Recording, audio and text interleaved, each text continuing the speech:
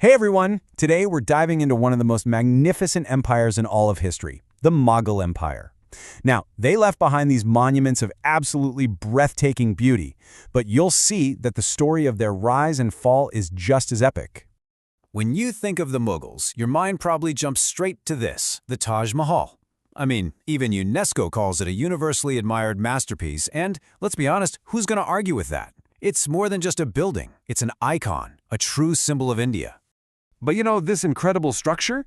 It's really just one single piece of a much bigger story. So who were the people who built it? And how in the world did they manage to create an empire that would dominate the Indian subcontinent for centuries?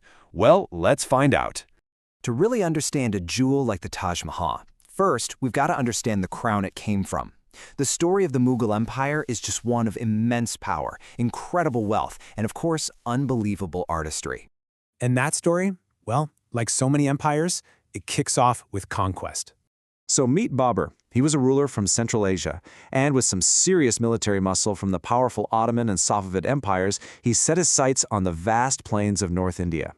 In 1526, he goes up against the Sultan of Delhi, and with that one single victory, the Mughal Empire was born. Just like that.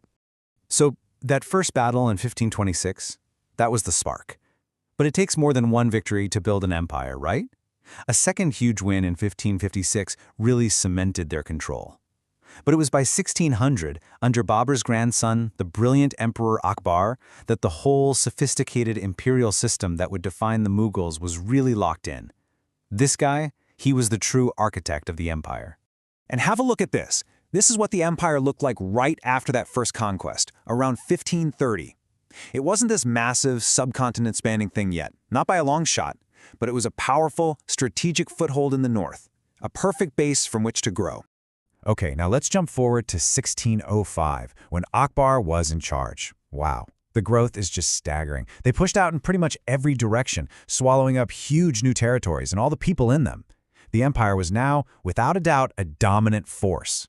And by the early 1700s, under Emperor Aurangzeb, the empire hit its absolute peak. We're talking 4 million square kilometers, covering almost the entire Indian subcontinent. This, right here, was the Mughal Empire at the very height of its power.